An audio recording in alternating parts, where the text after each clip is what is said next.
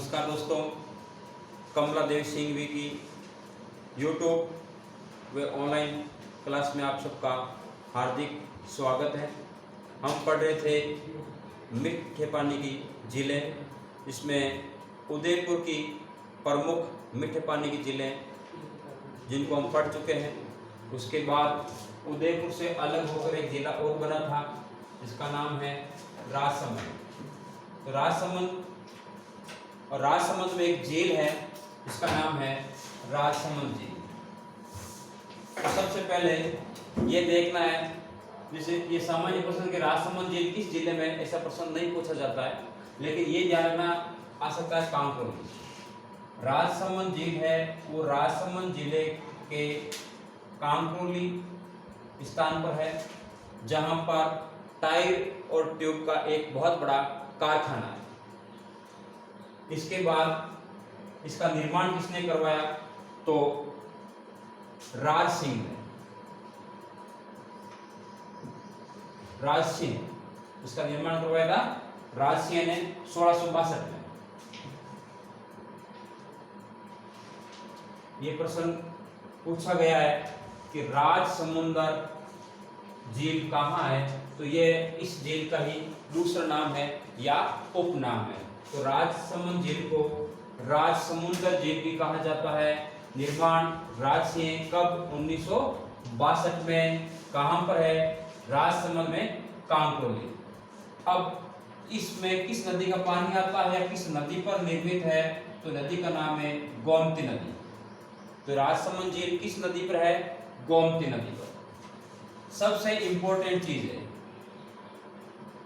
नौचौकी पाल किस झील पर है, तो है राजसमंद झील। क्या है पाल, हम सामान्यतः मानते हैं कि कोई जो बड़ा सा पाल सा होता है, तो उसमें जिस प्रकार चौकी का मतलब होता है अपना अपनी भाषा में क्या करना, चूंतरी पंक्तियां। तो बड़े बड़े चौकियां हैं, उनमें जब ज्यादा पानी भरा रहता है तो वो ज्यादातर नहीं दिखाई देती है। जब पानी कम होता है तब हमें दिखाई देती है, ज्यादातर हमें एक दो चौकी दिखाई देती है। इस नौ चौकी पाल ये प्रश्न है, यहाँ पर कुछ शिलालेख लिखे हुए हैं। तो कितने शिलालेख लिखे हुए हैं, पहली बात 25 शिलालेख लिखे हुए हैं। किस भाषा में लिखे हुए हैं, संस्कृत भाषा में लिखे हुए हैं। इन शिलालेखों के लेखक कौन है, रणछोड़ भट्ट। ये प्रश्न पूछा गया है, इनके लेखक कौन है, तो रणछोड़ भट्ट है, संस्कृत भाषा में लिखा है। तो अब पूछ ले कि इस पर क्या लिखा हुआ है, तो मेवाड़ का इतिहास लिखा हुआ है। प्रश्न नजर आए कि राज प्रसिद्ध शिलालेख कहां पर है, तो वो है राजसमंद झील पर।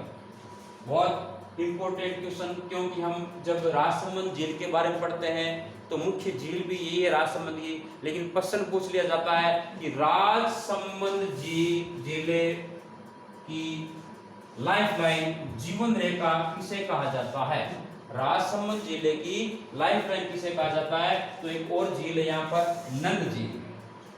तो नंद झील कहाँ है, नंद झील है और राजसमंद में है, जिसे कि राजसमंद की लाइफलाइन कहा जाता है।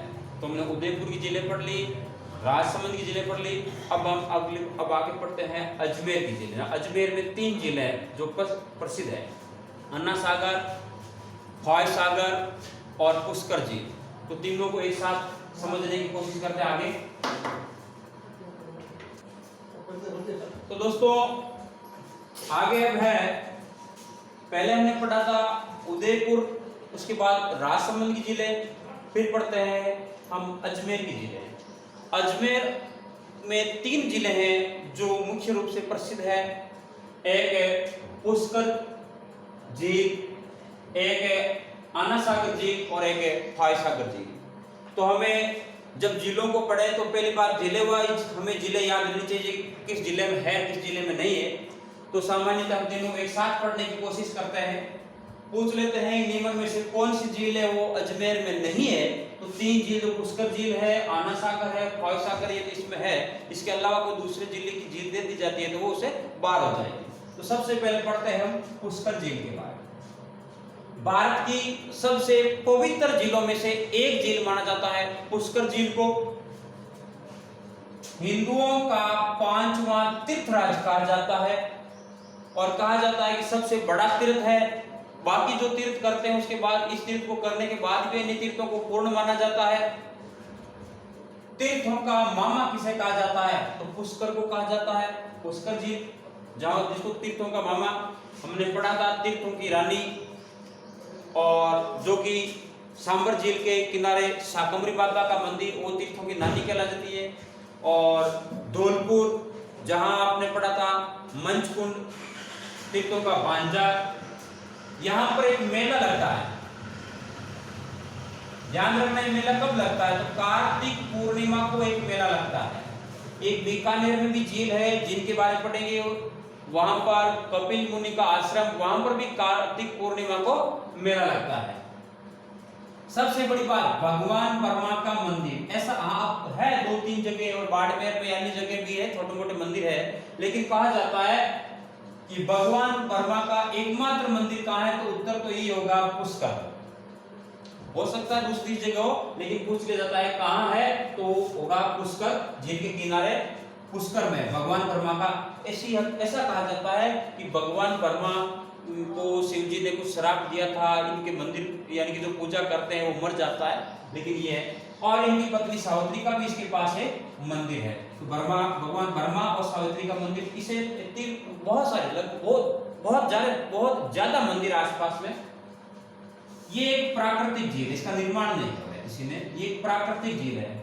दूसरी बात, जब प्रश्न पूछा जाता है राज्य की सबसे बड़ी मीठे पानी की झील कौन सी, जो पहले पढ़ चुके हैं, प्रश्न पूछ लेता है राज्य की सबसे बड़ी प्राकृतिक झील, राज्य की सबसे बड़ी प्राकृतिक झील जो मीठे पानी की है, तो होगा पुष्कर झील।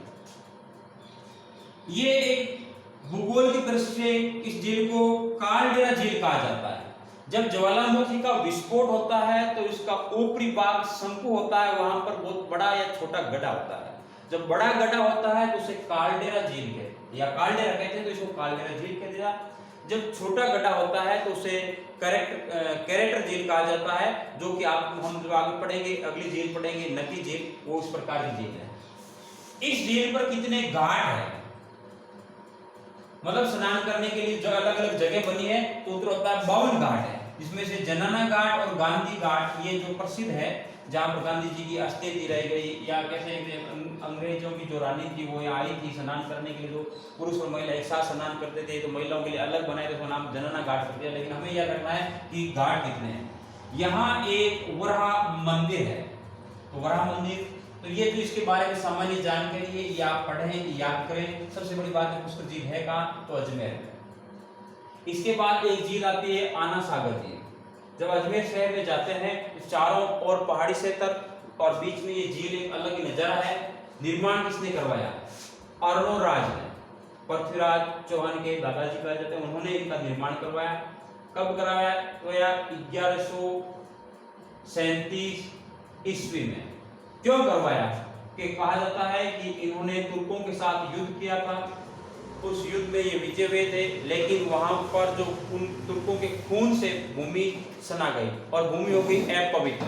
तो भूमि को शुद्ध करने के लिए या तुर्कों के रक्त से भूमि को साफ करने के लिए या शुद्ध करने के उद्देश्य से इस झील का निर्माण करवाया गया। इस झील के किनारे एक बाग बना है जिसे दौलत बाग या सुभाष बाग कहा जाता है, और इसका निर्माण करवाया था जहांगीर ने। तो यहाँ आना सागर झील के किनारे जहांगीर ने किस बाग का निर्माण करवाया, या दौलत बाग का निर्माण या सुभाष बाग का निर्माण किसने करवाया? यहाँ पर एक बाहरदरी एक कुछ इस मंदिर छतरियों के टाइप कुछ बनाए हुए हैं, उनका निर्माण किसने करवाया? तो शाहजहां ने निर्माण करवाया था। इसके अलावा तीसरी झील है वो है फौज सागर झील, जो कि एक अंग्रेजों का एक इंजीनियर उन्होंने बनाया, उनके नाम पर इसका नाम रखा गया फौज सागर झील। और इस झील का निर्माण करवाया वो अकाल राहत कार्य कहते हैं, मतलब जब अकाल हो गया तब लोगों को रोजगार या अन्य प्रकार के कार्यों के लिए इसके निर्माण करवाया। तीनों झीलें आप देखें, याद करें, आगे देखते हैं। अब पढ़ेंगे नकी झील, जो कि है सिरोही में। प्रश्न सबसे सरल प्रश्न है उसका कि सबसे ऊंची झील राजस्थान की कौन सी है? उत्तर होगा नकी झील। कैसी है, ज्वालामुखी द्वारा निर्मित है। उसके बाद हम जब उस झील के बारे में पढ़ते हैं तो प्रश्न आता है कि राजस्थान की कौन सी झील है जो शीत ऋतु में जम जाती है। तो सबसे ऊंची होने के कारण वो वहां पर तापमान कम हो जाता है, वो शीत ऋतु में जम जाती है।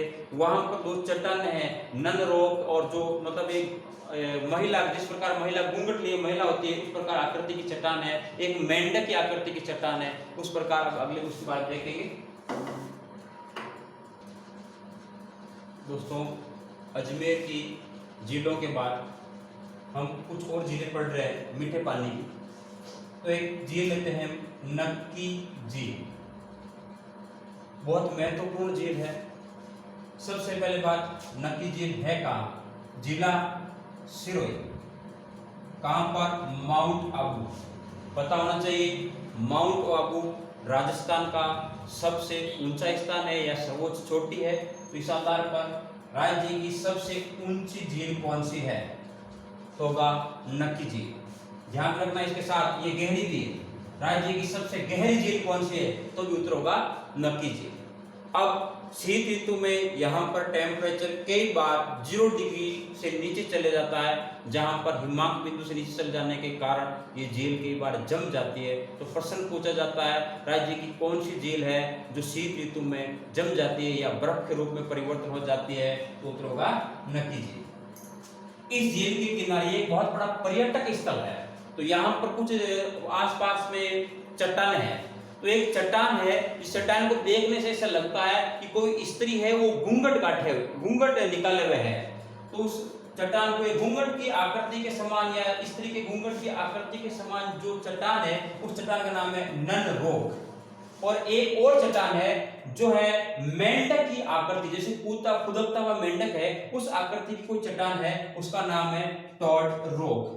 तो प्रश्न पूछ लिया, नन रॉक व टॉड रॉक चट्टान कहां पर है? तो नक्की झील के आसपास। यहां पर जब आप कभी घूमने के लिए जाते हैं तो शाम के समय जो माउंट आबू की जो सर्वोच्च चोटी है गुरु शिखर, वहां से एक सूर्य अस्त का एक अलग ही नजारा है, सनसेट, एक ऐसा दृश्य जो हमें मोहित करने वाला होता है। हम जब देखते हैं तो ऐसा लगता है कि सूर्य है वो धीरे धीरे डूब रहा है। तो उसको देखने के लिए बहुत से लोग जाते हैं। इस झील को करेटर झील की श्रेणी में रखा जाता है। करेटर झील तो मैंने पहले बताया अभी आपको कि ज्वालामुखी का विस्फोट होता है, तो उस ज्वालामुखी विस्फोट में जब गड्ढा छोटा होता है उसको तो हम कहते हैं करेटर, और जब बड़ा गड्ढा होता है उसे कहते हैं काल्डेरा। एक छोटे से ज्वालामुखी की छोटे से गड्ढे से बनी है। यहाँ पर इस झील का सबसे अधिक किस जनजाति में महत्व है? तो यहाँ आसपास के क्षेत्र में, या हम कह सकते हैं शुरू में माउंट आबू और आसपास के क्षेत्र में ग्रासिया जनजाति के लोग अधिक मात्रा में निवास करते हैं। तो ग्रासिया जनजाति के लोगों के लिए बहुत ही पवित्र झील मानी जाती है। ये अपने पूर्वजों की अस्थियां हैं वो इसी झील में प्रवाहित करते हैं। या हम ऐसे कहते हैं ग्रासिया जनजाति के लिए किस झील का सबसे अधिक महत्व है, अपने पूर्वजों की अस्थियों को किस झील में समर्पित करते हैं? तो ये हुआ नक्की झील के बारे में, कहां पर है, क्या है। और अब पढ़ते हैं कुछ जोधपुर की झीलें। तो जोधपुर की 2 झीलों के बारे में पढ़ते हैं। तो सबसे पहले ये प्रश्न, सामान्य प्रश्न है, झीलों का आपस में मिलान करना होता है। एक साइड में झीलें दिए होते हैं, एक साइड में झील दी होती है। तो कायलाना झील है वो जोधपुर में एक मीठे पानी की झील है, निर्माण करवाया सर प्रताप के द्वारा। तो कायलाना झील कहाँ है, इंपोर्टेंट, तो है जोधपुर में। निर्माण किसने करवाया? सर प्रताप के द्वारा। इस नहर में, इस झील में पानी कहां से आता है? तो राजीव गांधी कैनाल, छोटा नाला या नहर, जिसका पानी इस झील में आता है। अब क्वेश्चन है दूसरा प्रश्न, जैसे हम दूसरे देश देखे मार्चिया सफारी पार्क कहाँ है? तो जोधपुर में। प्रश्न पूछ लिया जाता है मार्चिया सफारी पार्क किस झील के किनारे, किस झील के पास है? तो है कायलाना झील, जोधपुर के पास। जोधपुर शहर को इस झील से पेयजल की आपूर्ति होती है। तो जोधपुर शहर के लिए पेयजल की आपूर्ति किस झील से होती है? तो होती है कायलाना झील। इस झील के अलावा एक और छोटी झील है यहाँ बाल संबंध झील। निर्माण किसने करवाया? जैसे देखो बालक को कहते हैं, बालक को हम बाल ही कहते हैं, तो उसका निर्माण प्रत्यार वंश का एक शासक था बालक राव के पहला नाम बाल, या बालक को बाल ही कहते हैं। उस आधार पर इसका नाम, उसके आधार पर नाम रखा गया है बाल संबंध झील। निर्माण हुआ था 1159 में। तो ये जोधपुर की 2 झीलें जिन्हें हम याद रखने की कोशिश करेंगे। अब है बीकानेर। बीकानेर की एक महत्वपूर्ण झील कोलाइन बीकानेर। लुणकरणसर झील है वो खारे पानी की झील है, जिसके बारे में हम पहले पढ़ चुके हैं। तो कोलाइन झील कहाँ है? बीकानेर। इसका सबसे ज्यादा महत्वपूर्ण प्रश्न जो पूछा जाता है वो पूछा कपिल मुनि का आश्रम है वो किस झील के किनारे है? तो है कोलाइन झील के। जिस प्रकार नकी झील, पुष्कर झील को प्राकृतिक झील माना जाता है, उसी प्रकार कोलाइन झील को भी एक प्राकृतिक झील माना जाता है। वैसे सामान्यतः मीठे पानी की झीलें हैं वो कृत्रिम है, मानव द्वारा निर्मित है। यहाँ पर भी कार्तिक पूर्णिमा को एक मेला लगता है, और आपने पढ़ा पुष्कर झील में भी कार्तिक पूर्णिमा को मेला लगता है। इस झील को शुष्क मरुस्थल का सुंदर उद्यान कहा जाता है। तो किस झील को शुष्क मरुस्थल का सुंदर उद्यान कहा जाता है? ये मरुस्थलीय क्षेत्र में है, इसका महत्व अधिक है, अतः शुष्क मरुस्थल का सुंदर उद्यान कहा जाता है। तो ये हुआ कौन सी झील? कोलाइन। ये एक प्राकृतिक झील है, कपिल मुनि का आश्रम है इसके किनारे। कब यहाँ पर मेला भरता है और इसे किस उपनाम से जाना जाता है? बीकानेर में एक और झील है, इसका नाम है गजनेहर झील। ये झील जिसका पानी बहुत शुद्ध है, इसके चारों ओर वृक्ष लगे हुए हैं, अतः इसे जल का शुद्ध दर्पण कहा जाता है। उस झील में चारों ओर पेड़ों की छाया दिखाई देती है, और पेड़ों की जो छांव या हम कह सकते हैं प्रतिबिंब उसमें दिखाई देता है। तो किस झील को जल का शुद्ध दर्पण कहा जाता है? गजनेर, बीकानेर। आगे कुछ झीलें और है जिनका हम नाम और उसके जिले को एक साथ पढ़ेंगे। कुछ जिले और है जिनको हम जिले और उसका कौन सा जिला है इससे संबंधित प्रश्न पूछा जाता है। तो देखते हैं आगे। एक है सिलीसेट झील, जो कि कई बार एग्जाम में इसका प्रश्न पूछा गया है, सेकंड ग्रेड में, थर्ड ग्रेड में, पुलिस में 5-7 बार प्रश्न पूछा गया है कि सिलीसेट झील कहाँ है? अलवर में।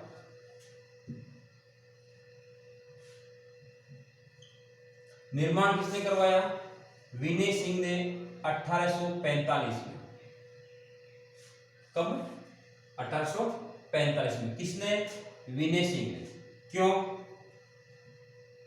एक रानी थी शीला, तो इस शीला रानी की याद में विनय सिंह ने एक झील का निर्माण करवाया।